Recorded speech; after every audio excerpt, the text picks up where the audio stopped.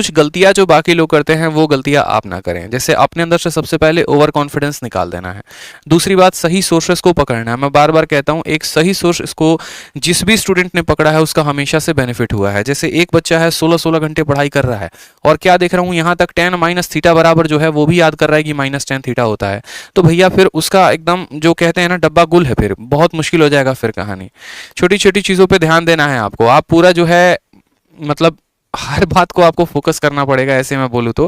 ठीक है, आपको यहाँ पर कैलकुलेशन पे भी फोकस करना पड़ेगा, आपको अपने जो है वोकैबुलरी पे भी फोकस करना पड़ेगा। कोई आपको आके वोकैबुलरी नहीं याद करवाने वाला, आप ही को करना है, इस बात को ध्यान रखिए। ठीक है, और जो एक्सक्यूजेस है ना वो एक्सक्यूज को अपने खत्म करिए। एक छोटी सी बात मैं आप लोगों को एक छोटा सा स्टोरी आप लोगों से शेयर करता हूँ कि एक्सक्यूज होते हैं ना वो इंसान को अपने बर्बाद करने के लिए होते हैं। एक्सक्यूजेस आपको आप कहते हो ना कि सर मेरे हालात ऐसे हैं, मेरे हालात वैसे हैं।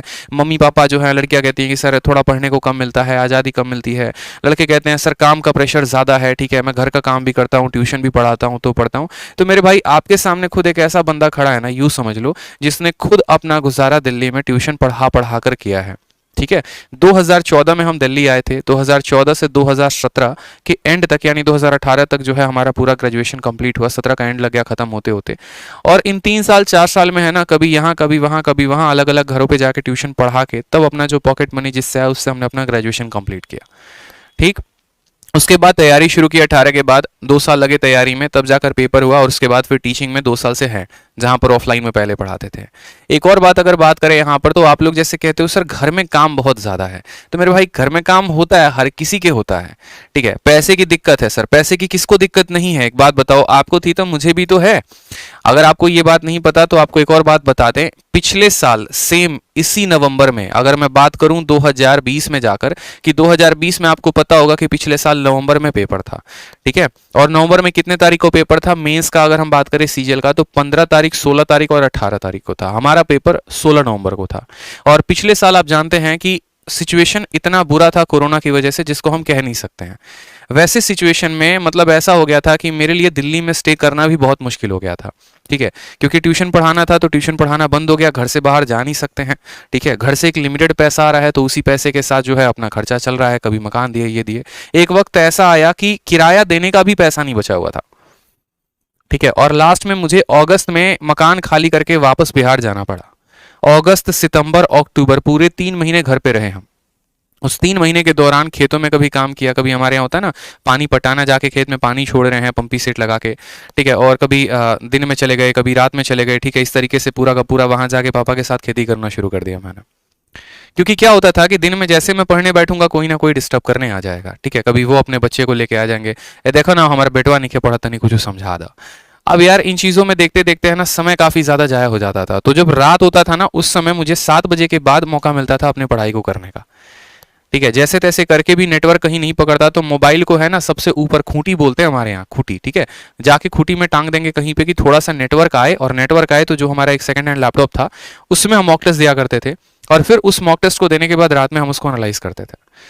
फिर उसके बाद दोस्तों से रात को 11 बजे 12 बजे तक उस मॉक टेस्ट का डिस्कशन होगा। भाई सवाल किससे पूछे, बिहार में है, छोटे से गाँव में है, मेरे डाउट आ रहे हैं तो कौन बताएगा, या किसी के डाउट है तो मैं कैसे सॉल्व करूँ।